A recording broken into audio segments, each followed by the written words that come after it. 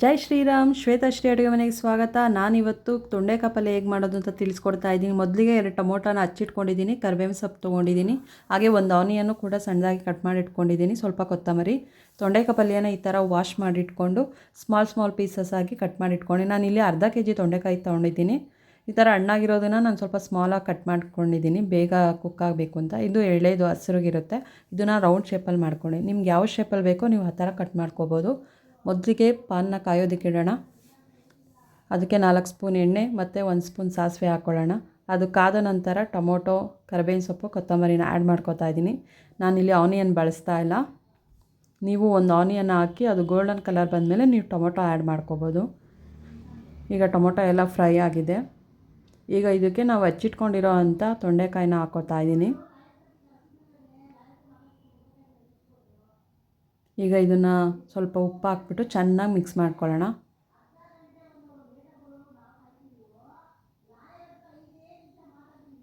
ಈಗ ಇದು ಚೆನ್ನಾಗಿ ಮಿಕ್ಸ್ ಆಗಿದೆ. ಇದಕ್ಕೆ ನಾನು ಪೌಡರ್ ಆ್ಯಡ್ ಮಾಡ್ತಾಯಿದ್ದೀನಿ. ನಾನಿಲ್ಲಿ ಹುಳಿ ಸಾಂಬಾರು ಪುಡಿ ಬಳಸ್ತಾ ಇದ್ದೀನಿ. 2 ಸ್ಪೂನ್ ಹುಳಿ ಸಾಂಬಾರು ಪುಡಿ ಮತ್ತು 1 ಸ್ಪೂನ್ ಖಾರದ ಪುಡಿ ಬಳಸ್ತಾ ಇದ್ದೀನಿ.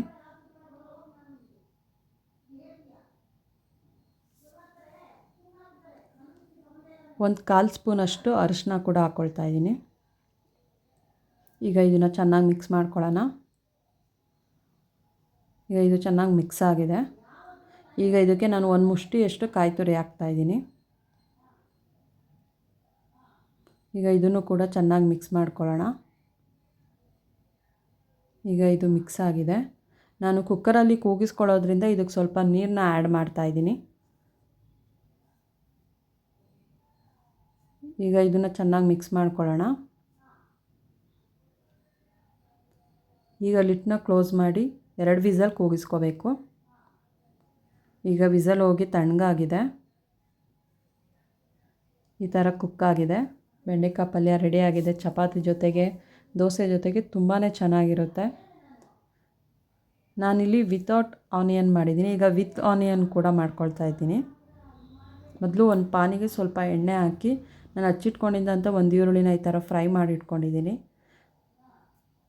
ಇದೀಗ ಕುಕ್ಕಾದಮೇಲೆ ರೆಡಿಯಾಗಿರೋವಂಥ ತೊಂಡೆಕಾಯಿನ ಅದರೊಳಗೆ ಹಾಕಿ ಮಿಕ್ಸ್ ಮಾಡ್ಕೊಳ್ತಾ ಇದ್ದೀನಿ. ಸೊ ಈಗ ವಿತ್ ಆನಿಯನ್, ವಿತೌಟ್ ಆನಿಯನ್ ಎರಡೂ ರೆಡಿಯಾಗಿದೆ. ನೀವು ಕೂಡ ಟ್ರೈ ಮಾಡಿ ಹೇಗಿತ್ತು ಅಂತ ಕಮೆಂಟ್ ಮಾಡಿ. Thank you all.